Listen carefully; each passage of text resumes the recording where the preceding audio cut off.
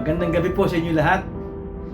Basahin po natin ang Aklat ng Awit, Kabanata 103, Kabanata 1 hanggang 3. Ang pag-ibig ng Diyos.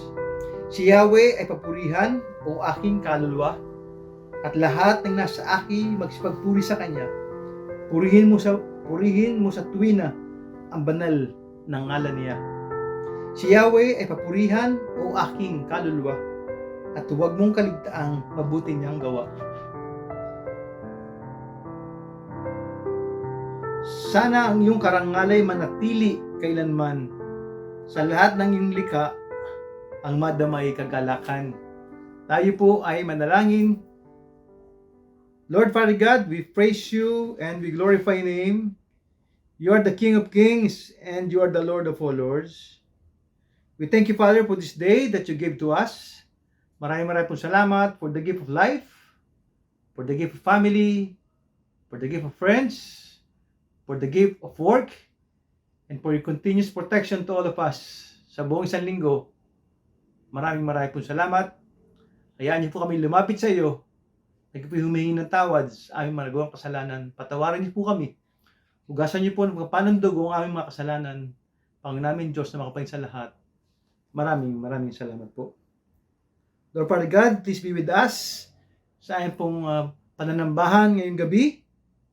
Samahan niyo po kami at buksan niyo po ang aming mga puso at aming mga isip at sa mensahe na ipagkakaloob niyo po sa amin ngayong gabi. Mangusap po kayo sa amin. Gabayan niyo nga po ang aming tagapanguna. Basbasan po siya ng iyong banal na espiritu. At patuloy po nawa na kayo ang aming maitaas ngayong gabi sa aming pananambahan. Maraming po salamat. In Jesus Christ's name we pray. Amen, amen, and amen.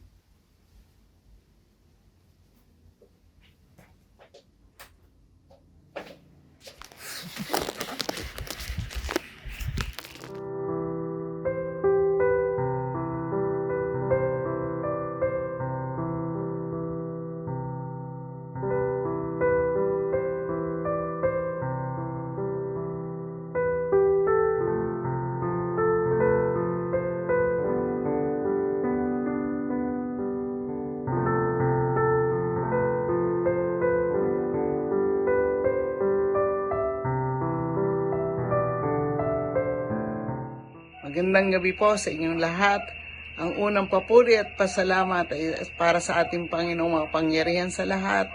At ang pangalawa po, ang pasalamat ay sa Tipas Unida Church na binigyan po kami ng pagkakataon na makabakasyon sa Australia, makasama ang aking mga anak na si Erin at si Bam, ngayon din ang aking mga apong si Kale at si Mateo.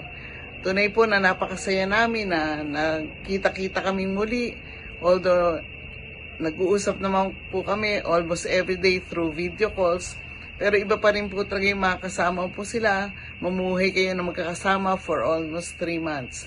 Nakita ko po rin doon ang kabutihan ng Panginoon sa buhay nila. Naging maayos po ang kanilang buhay doon.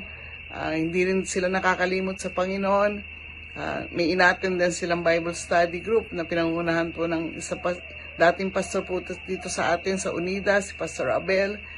At ngayon din po, although wala pa kasing church na Unida doon, ay umattend naman po din sila sa Hillsong na nakasama po rin kami sa pag-attend. Tunay na pasalamat sa ating Panginoon sa nakita kong buhay nila doon, maayos sila. Yun lang naman ang kagalakan ng isang magulang na makita maayos ang mga anak. Kasi malayo sila sa amin, bihira kaming magkita nga ng personal, pero alam ko na hindi naman sila pababayaan ng Panginoon. Isa rin pa salamat ay nakapag-celebrate kami ng Christmas na magkakasama. Si Nika ay from Toronto ay pumunta ron sa Sydney, Australia para magkasama-sama kaming lahat. Maraming salamat sa Panginoon Jesucristo na nagbigay ng chance na yon na magkita-kita kami muli, mag-celebrate ng Christmas and New Year na magkakasama. Looking forward pa rin kami na darating ng mga panahon ay muli ay magkakasama-sama kaming buong family. Maraming salamat sa ating Panginoong Jesucristo, makapangyarihan sa lahat. Purihin ang banal niyang pangalan. Magandang gabi po sa inyong lahat.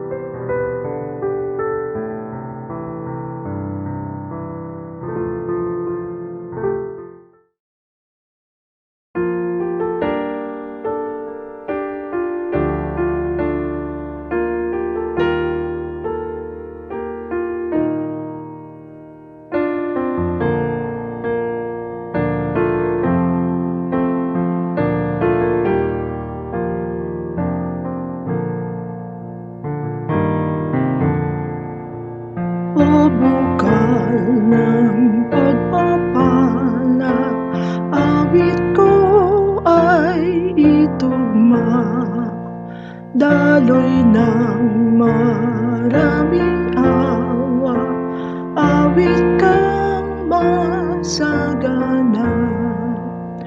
Turuan akong umawit ng awit yan sa langit. Sa bundok ako'y itindig, bundok ng iyong pag-ibig. Tulong mo'y dito nakamtan, pala mo'y ibigay. Ikaw ay aking aasahan hanggang kabilang buhay.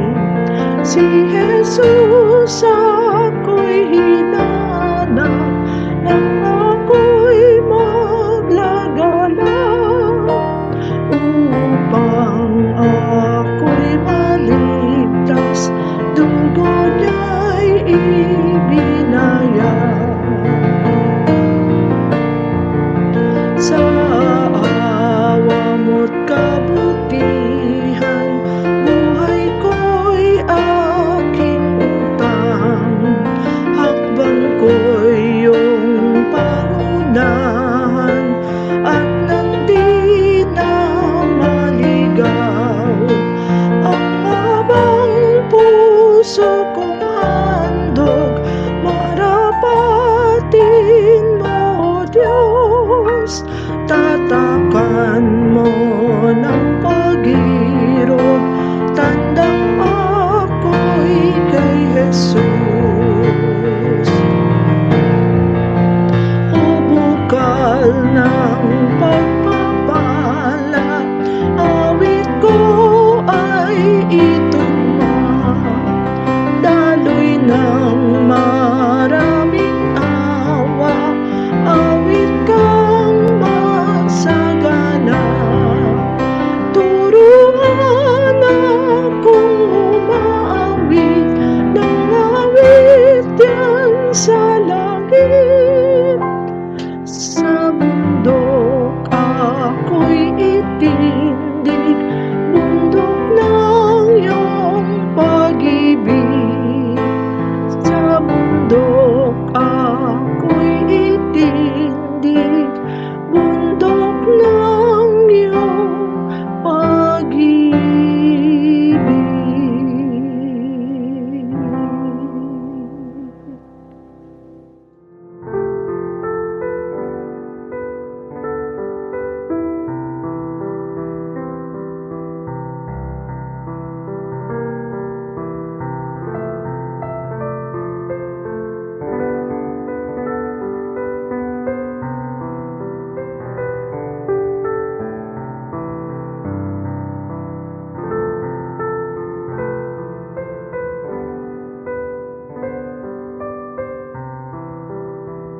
Isang mapagpalang gabi po sa ating lahat. Sa gabi pong ito, ang ating pong pagbubulayan ay sa Aklat ni Juan, Kabanatang 7, 1 hanggang 9. Ganito po ating mababasa.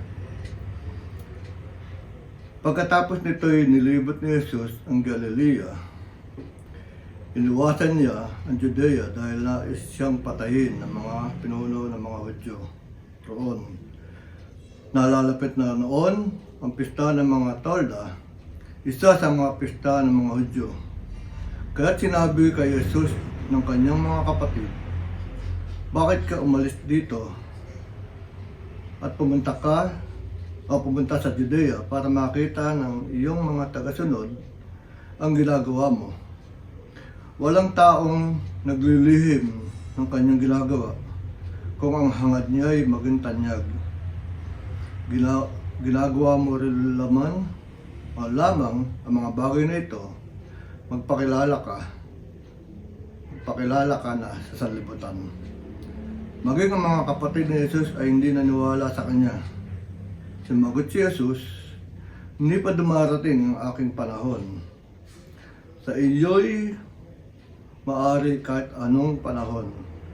Hindi kayo kapapuotan ng sanlibutan, ngunit ako'y kinapapuotan nila, sapagkat pinatatahanan kong masasama ang mga gawa nito.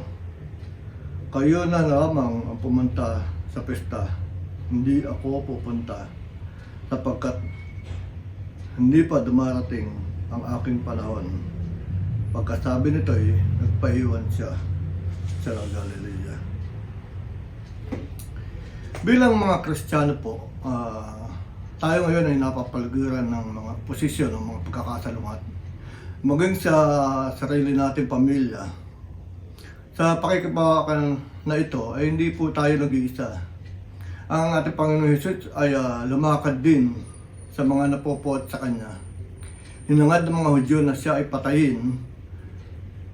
Ang kanyang sarili, mga kapatid, ay hindi naniwala sa Kanya.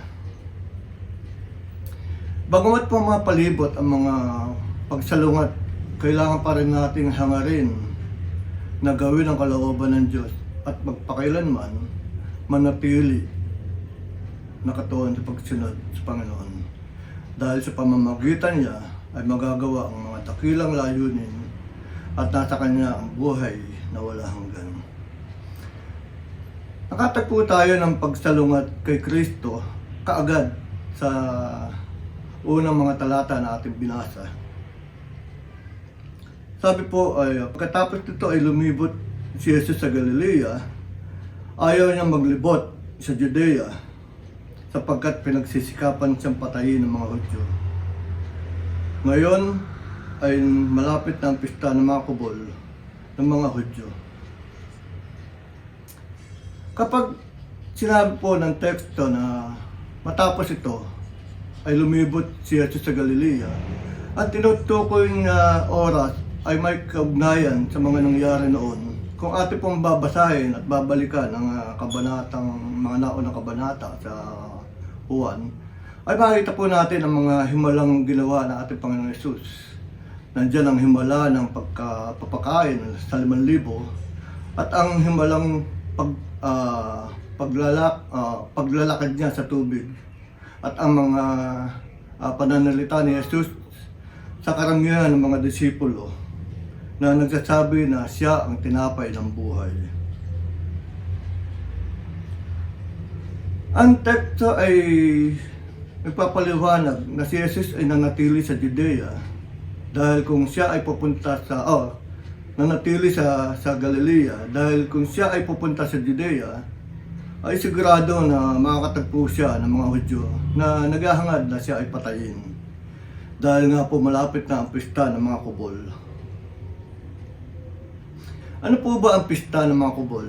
Una, nararapat na tandaan natin na ito ay tinatawag din na pista ng mga tabernakulo.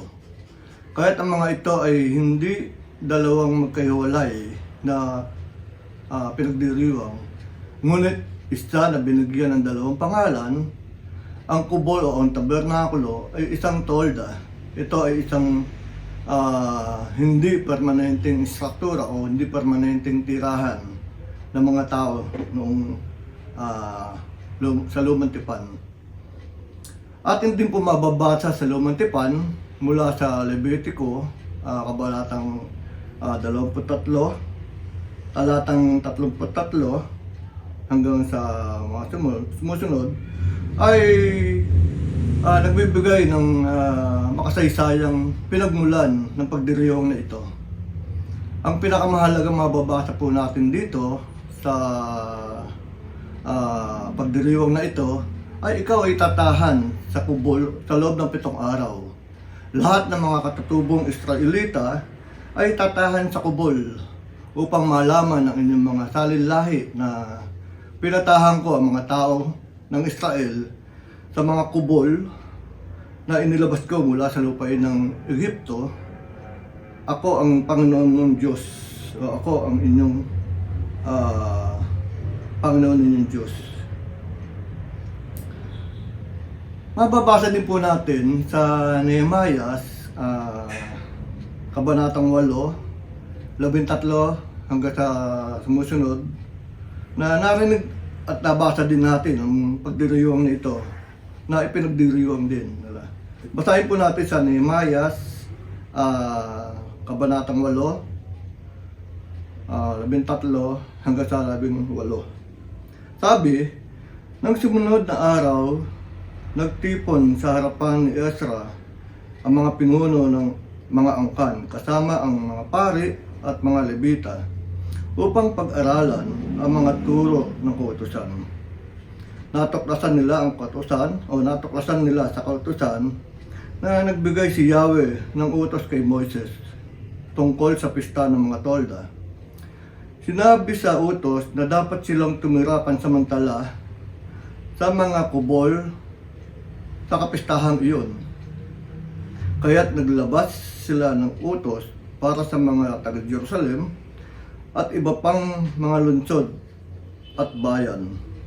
Lumabas kayo sa mga burol at pumutol ng mga sanga ng punong olibo, ligaw man o hindi, mirto, palma at iba pang mga punong kahoy na maraming dahon upang gawin mga kubol. Sinulidgan nila ang utos. Gumawa sila ng kubol, kani-kanilang bubungan at bakuran. At sa palibot ng templo, gumawa rin sila ng kubol sa liwasan sa papasok sa pintuan ng tubig at sa pintuan ni Ephraim. Ang lahat ng bumalik mula sa pagkabihag ay gumawa ng kanya-kanyang kubol at doon sila tumira.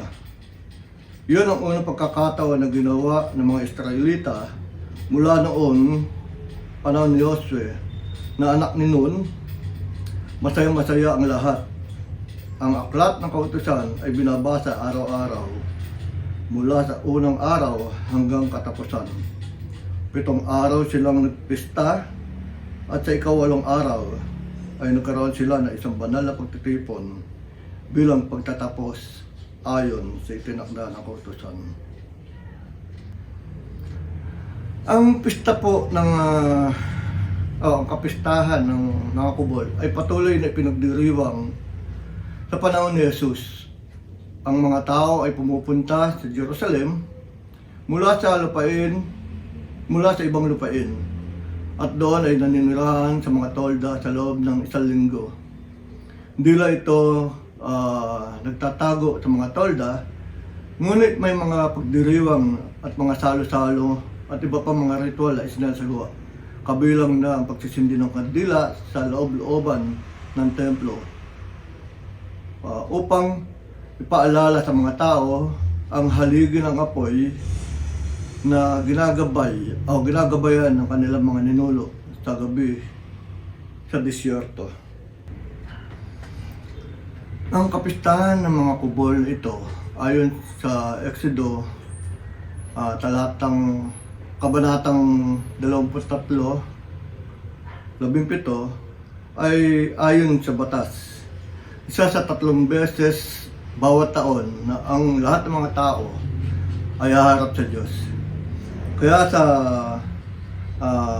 pagtupad sa lahat ng batas, si Jesus ay kailangan pumunta sa kapistahan at pupunta siya kung kailan niya gusto. Ngunit sa kanyang sariling oras. para sa oras at mga pangyayari kung saan ang kanyang mga kapatid na lalaki ay nagnais na siya ay pumunta sa kapistahan ay hindi mangyayari dahil hindi pa dumating ang kanyang oras. Sa talatang 3 po hanggang 9 ay mababasa natin ganito. Kaya sinabi kay Jesus ng kanyang mga kapatid, bakit hindi ka umalis dito at pumunta sa Judea para makita ng iyong mga tagasunod ang ginagawa mo? Walang taong naglilihim ng kanyang ginagawa kung ang hangad niya ay maging tanyag. Ginagawa mo rin lamang ang mga bagay na ito, magpakita ka na sa sanlibutan. Maging ang mga kapatid ni Jesus ay hindi naniniwala sa kanya. Sumagot si Jesus, hindi pa dumarating ang aking panahon. Sa inyo'y maaring kahit anong panahon, hindi kayo kapupuotan ng sanlibutan. Ngunit ako'y kinapupuotan nila sapagkat pinatotohanan kong masasama ang mga gawa nito. Kayo na lamang ang pumunta sa pista. Hindi ako pupunta sapagkat hindi pa dumarating ang aking oras. Pagkasabi nito'y nagpaiwan siya sa Galilea. Ang mga kapatid po ni Jesus ay hindi sumasampalataya sa kanya. Hindi sila naniniwala sa kanya sa mga sandaling ito. Ang dahilan po ay sapagkat si Jesus ay kapatid nila na kasama nila sa kanilang paglaki sa iisang tahanan. Maging ang mga kanilang mga kababayan at mga kapwa Hudyo ay ganoon din ang paniniwala sa kanya na mas marami ang salungat sa kanyang sinasabi at pagpapatotoo na siya ay anak ng Diyos.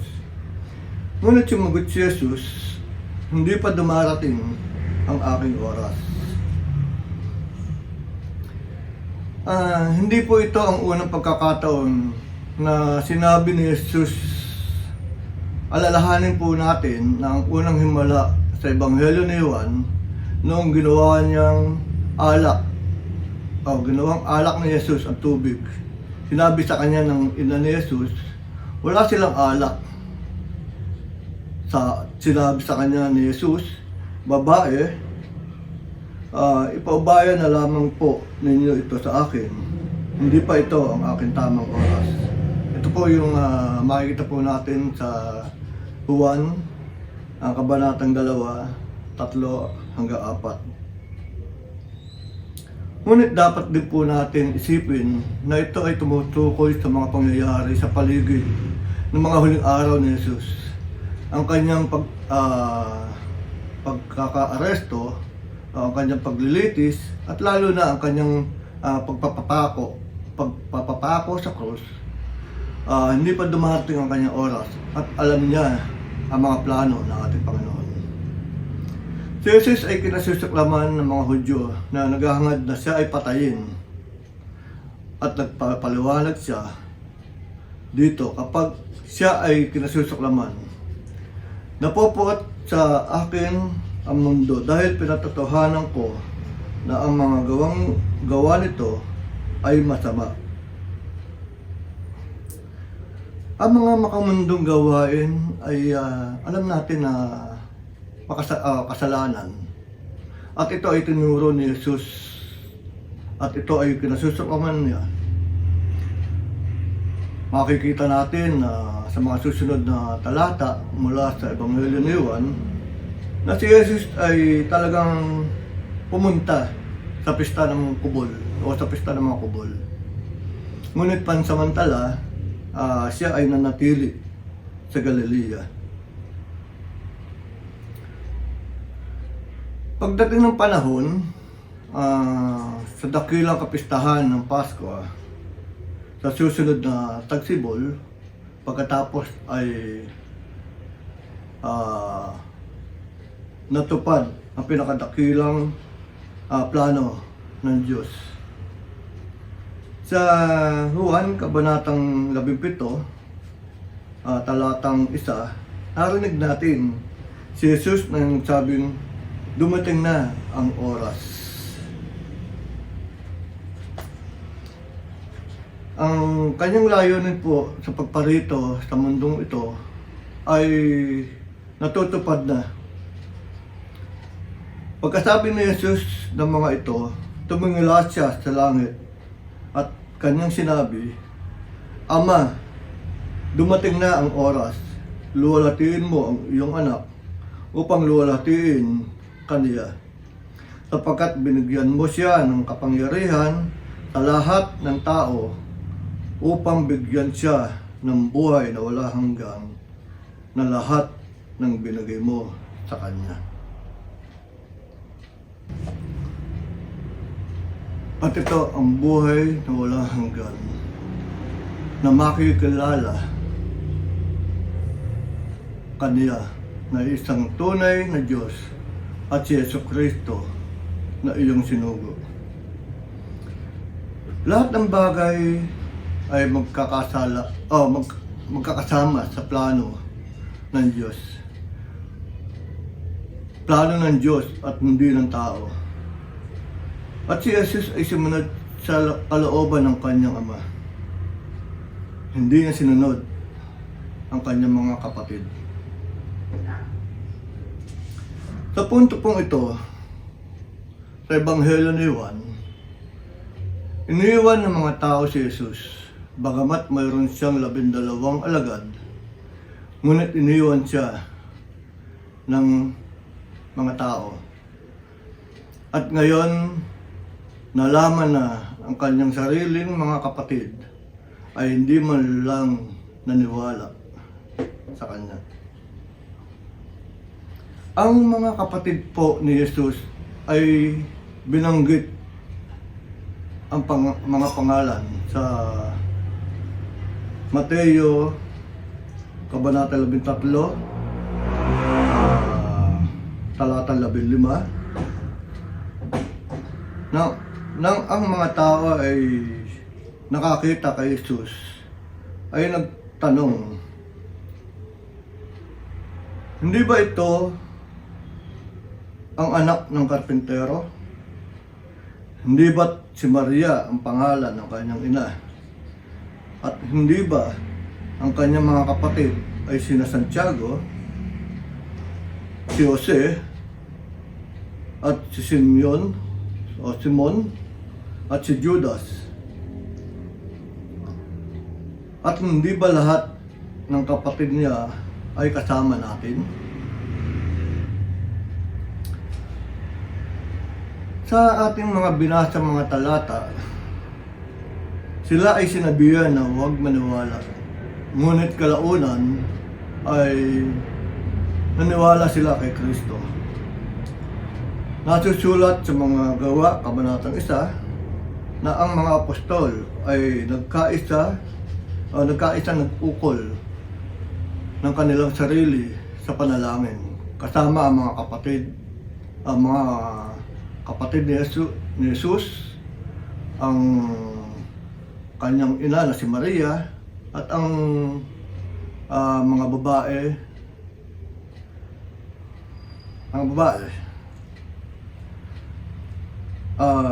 Naparito si Jesus hindi para magdala ng kapayapaan, kundi magdala ng espada. Dahil sa pagkakasala sa Ebanghelyo ng ilan, kahit sa inyong pamilya ay hindi naniniwala. Ating pong basahin ang Mateo Kabanatang 10, talatang 34 hanggang 39, na ganito po ang sinasabi, huwag na niyong isipin na parito ako upang magdala ng kapayapaan sa lupa. Naparito ako hindi upang magdala ng kapayapaan, kundi isang tabak. Sapagkat aparito ako upang itakda ang isang tao laban sa kanyang ama at ang anak na babae laban sa kanyang ina, at ang manugang na babae laban sa kanyang biyanang babae. At ang mga kaaway ng tao ay ang kanilang sariling sambayan. Ang umiibig sa ama o ina nang higit sa akin ay hindi karapat-dapat sa akin. At ang sino mang umiibig sa anak na lalaki o anak na babae nang higit kaysa sa akin ay hindi karapat-dapat sa akin. At sino mang hindi pumasan sa kanyang krus at sumunod sa akin ay hindi karapat-dapat sa akin. Ang simulang makasumpong ng kanyang buhay ay mawawala nito. At sino mang mawawalan o mawalan ng kanyang buhay para sa akin, hanapin. Hindi namin nais na mawalay sa pamilya. Ngunit kailangan mong sumunod sa Panginoon.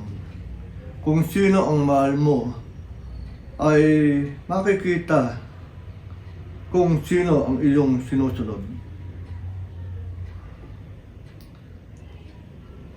Sa Marcos, kabanatang 3, talatang 21, makikita natin mismo ang mga kamag-anak ni Jesus na nagsabi tungkol sa kanya na siya ay wala sa kanyang isip o siya ay nasisiraan ng bait. Baka ganun din ang sabihin ng pamilya mo tungkol sa iyo o tungkol sa iyo. Ngunit alam ni Jesus kung paano, kung ano ang pakiramdam na dumanas ng pagsalungat ng isang pamilya na hindi naniniwala. Tinawag niya tayong manatiling tapat kahit sa gitna ng kanilang hindi katapatan. Si Jesus po ay hindi ginalaw ng kanyang mga kapatid dahil alam niya na mas dakilang plano o may dakilang plano ang Diyos. Tayo rin ay hindi dapat pakaliwa o pakanan, bagkus ay manatili tayong tuwid sa landas ng Panginoon. Mga magulang at mga kapatid, bagamat ang mundo, maging ang inyong sariling pamilya ay maaari mapuot sa inyo sa pagsunod kay Kristo, ganun pa man, sundin mo dahil kay Kristo lamang ang buhay na wala hanggan at ang mga gumagawa ng kalooban ng Diyos ay ang kanyang tunay o ang kanyang mga tunay na kapatid. Tayo po'y manalangin.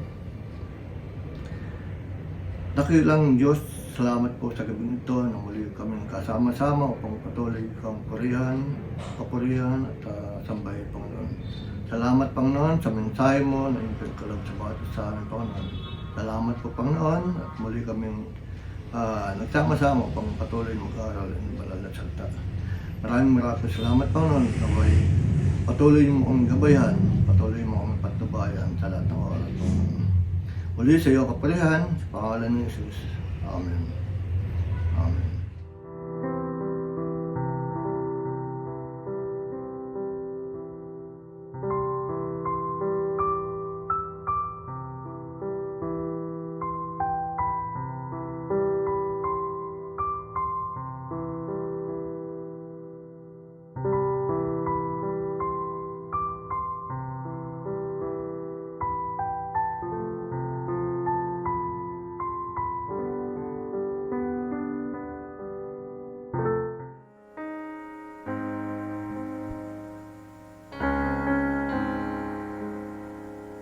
I love you, Lord, for your mercy never fails me. All my days I've been held in your hands. From the moment that I wake up until I lay my head, oh, I will sing of the goodness of God. 'Cause all my life you have been faithful, and all my life you have been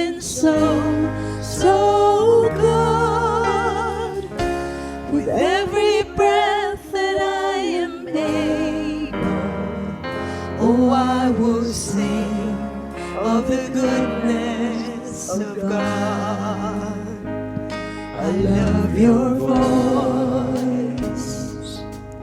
You have led me through the fire in the darkest night. You are close like no other. I've known you as a father. I've known you as a friend. And I have lived in the goodness of God. Come on, everybody. And all my life you have been faithful. And all my life you have been so, so good. With every breath that I am able, oh, I will sing of the goodness of God. Your goodness is running after, it's running after me. Your goodness is running after, it's running after me. With my life laid down, I surrender now. I'll give you everything. 'Cause your goodness is running after, it's running after me. Your goodness is running after, it's running after me. Your goodness is running after, it's running after me. With my life laid down, I surrender now. I'll give you everything. Your goodness is running after, it's running after me.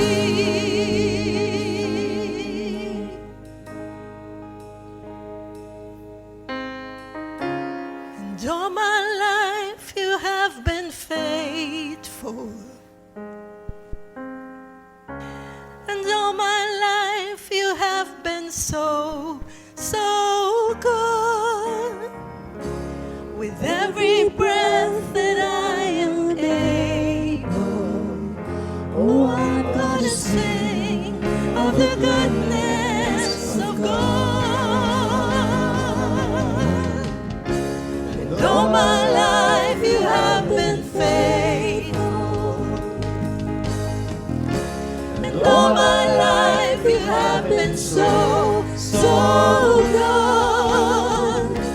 With every breath that I am able, oh, I'm gonna sing of the goodness of God. Oh, I'm gonna sing of the goodness of God. Oh, I'm gonna sing of the goodness of God.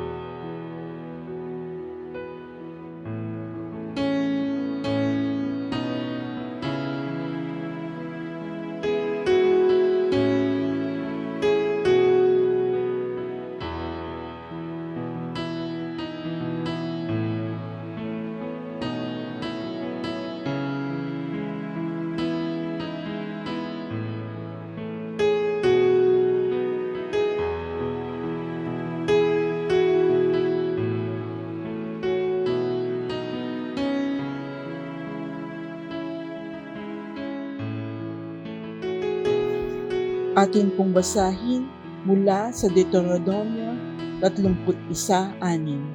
Magpakatatag kayo at lakasan ninyo ang inyong loob. Huwag kayong matakot sa kanila, sapagkat sasamahan kayo ni Yahweh na inyong Diyos. Hindi niya kayo iiwan ni pababayaan man.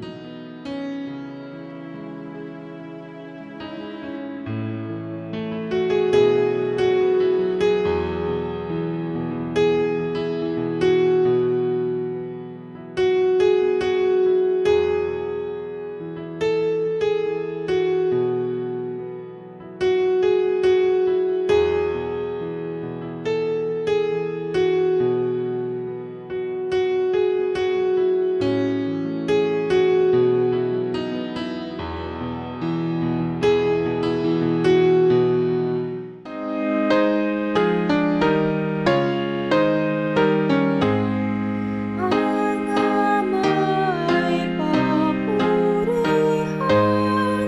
Anak, Espiritong Banal, ng mga taong nilalang at ng tanang sanlangitan.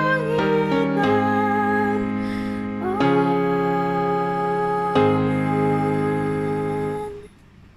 Tayo po ay manalangin. Aming Diyos, Ama, maraming salamat sa gabing ito. Kami ay nakasamba po sa iyo at nakarinig ng iyong mensahe, Panginoon, na ibinigay ng iyong anak. Dalangin namin sa iyo na patuloy mong pagpalain ang anak mong ito, gabayan, samahan, sa lahat na kanyang naisin, ang iyong biyaya at pagpapala ang sumakanya. Sa pagkakataong ito, Ama, igawad mo, Ama, ang iyong makapangyarihang bendisyon. Pagpalain nawa kayo ng Panginoon at ingatan kayo. Paliwanagan nawa ng Panginoon ang kanyang mukha sa inyo at mahabag sa inyo. Ilingap nawa ng Panginoon ang kanyang mukha sa inyo at bigyan kayo ng kapayapaan. Mula ngayon at magpakailan-kailanman. Amen.